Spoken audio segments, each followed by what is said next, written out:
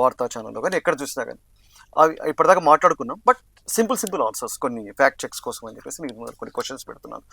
వక్ఫ్ ఆస్తుల్ని ప్రభుత్వం స్వాధీనం చేసుకుంటుంది, ఎంతవరకు కరెక్ట్? అది వాస్తవం కాదు. అది వక్ఫ్ అనేది నిజమే వక్ఫ్ అని తేలితే అది ప్రభుత్వ భూమి కాదు. దానికి ఇతర ప్రైవేటు వ్యక్తులు వాళ్ళ రిజిస్టర్డ్ డాక్యుమెంట్స్ లేకుండా ఉంటే ప్రభుత్వం అటువంటి జోక్యమే లేదు. ప్రభుత్వం వక్ఫ్ సో ఒకవేళ ప్రూవ్ చేసుకోకపోతే ప్రభుత్వం స్వాధీనం చేసుకుంటుంది. దాని మీద స్వాధీనం చేసుకుంటుందా తేలాలి. ఎవరిదని తేలితే వారికి చెందుతుంది. సో వారు కూడా కోర్టులోకి వెళ్తారు. న్యాచురల్గా ప్రైవేట్ వ్యక్తి నాది వక్ఫ్ అన్నారని ఈయన కోర్టుకు పోవచ్చు, వాళ్ళు కోర్టుకు పోవచ్చు, కోర్టు తెలుస్తుంది.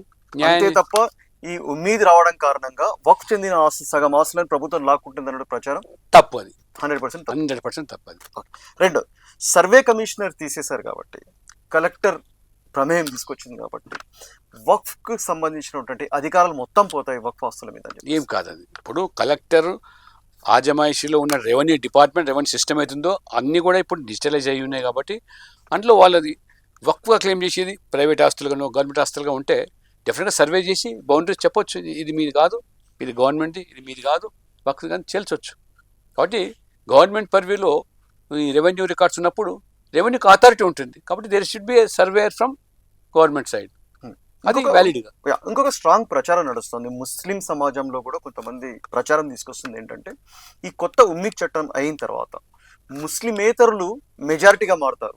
అంటే ఇద్దరు నాన్ ముస్లిమ్స్ వస్తారు, గవర్నమెంట్ అధికారులు కూడా నాన్ ముస్లిమ్స్ వస్తారు, మొత్తం దాంట్లో మెజారిటీ మారుతారు. Nothing like that. ఓన్లీ ఇద్దరు నాన్ ముస్లిమ్స్ ఉంటారు.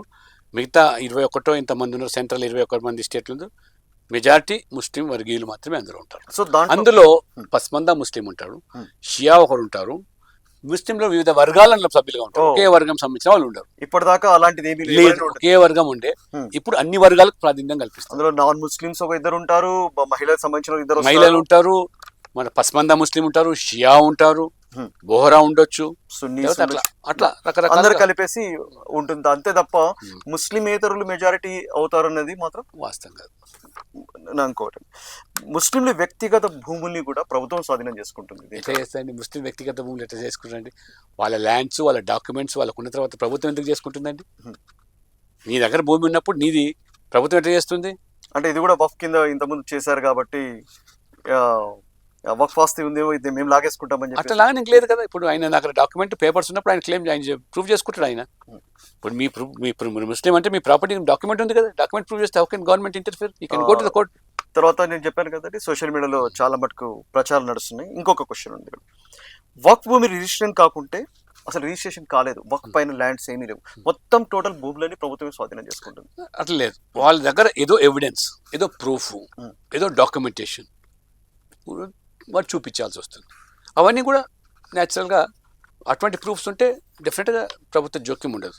కానీ ప్రభుత్వ భూములో ఉన్నట్టు వాళ్ళు ఉంటే, ప్రభుత్వం రికార్డ్స్లో ఉంటే అది ప్రభుత్వానికి చెందుతుంది. అంటే సేమ్ దానికి కొంచెం నియర్ బై ఒక ప్రచారం ఒకటి జరుగుతుంది. బయట జరుగుతున్నటువంటి ప్రచారాల్లో ముస్లిం మసీదుల్ని, దర్గాల్ని కూడా ప్రభుత్వం స్వాధీనం చేసుకుంటుంది. ఇవన్నీ రెచ్చగొట్టడం తప్పితే దర్గాలను ముస్లింలు జోక్యమే చేసుకోవడానికి లేదు. ఒక్క మసీదు, ఒక దర్గా కూడా అక్కడి నుంచి మార్చేదానికి అవసరం లేదు. ఎవరు స్వాధీనం చేసుకునే పరిస్థితి లేదు.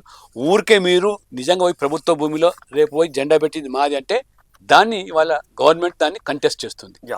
ఇంకొక క్వశ్చన్ సార్, ఇప్పుడు బయట ముస్లిం సమాజం ఆందోళనలు అవైతే నడుస్తాను ఒకవైపు, మీ వైపు అంటే ప్రభుత్వం చేసినటువంటి ఈ కార్యక్రమాలకు ముస్లిం సపోర్ట్ బయటికి వచ్చి సపోర్ట్ చేసినటువంటి సంఘటనలు ఎక్కడ కనిపిస్తున్నాయో? ఉత్తరప్రదేశ్లో చూశారు మీరు. పేద ముస్లింలు బయటకు వచ్చి వాళ్ళ వీడియోలు చూడండి, బాహాటంగా చెప్పారు, మాకు ఇవాళ విముక్తి కలిగింది, మా భూములనే కబ్జా చేసుకుని పోయినారు వక్ఫ్ పేరు మీద పెద్ద పెద్ద నాయకులు, వాళ్ళు హోటల్ కట్టుకున్నారు, మాకు దిక్కు లేకుండా చేసినారు, ఈ భూమి వల్ల మాకు ఉపశమనం కలిగిందని చెప్పి చాలామంది పేదవాళ్ళు. అందుకని మేము కూడా భారతీయ జనతా పార్టీ కూడా ఇవాళ మా యొక్క మైనార్టీ విభాగాలు మేము కూడా ప్రజల్లోకి వెళ్ళి ఈ తప్పుడు ప్రచారాన్ని, ఈ రెచ్చగొట్టే ప్రయత్నాలు ఆపే ప్రయత్నం చేస్తాను. వాళ్ళ రాజకీయ మనుగడ కోసం, వాళ్ళ తప్పిదాలను కప్పిపుచ్చుకోవడానికి, వాళ్ళ కబ్జాలను వెలుగులోకి రాకుండా చేయడానికి ముస్లింలను ఉసిగొల్పుతున్నారు. ముస్లింలను మేము సావధానపరిచే ప్రయత్నం చేస్తాం. వాస్తవాలు ఇటువంటి మీడియా ద్వారా అనేక మంది మరి మార్గాల ద్వారా ప్రజల్లోకి వెళ్తాం, వాస్తవాలు చెప్తాం. ఎక్కడ కూడా ముస్లింల ఆస్తులను ఇవాళ హిందువులు కాజేసేది లేదు, లేదా ఆ వక్కు సంబంధించిన ఆస్తులను ఆ పేద ముస్లింలకు ప్రయోజనాలు చేకూర్చే విధంగానే తీసుకునే చర్యలు. ఆక్రమంగా వక్ఫ్ పేరు మీద ఆక్రమించుకున్న దాన్ని కూడా న్యాయస్థానాల్లో వాళ్ళకి న్యాయం జరగాలని కోరుకుంటున్నదే మా విధానం.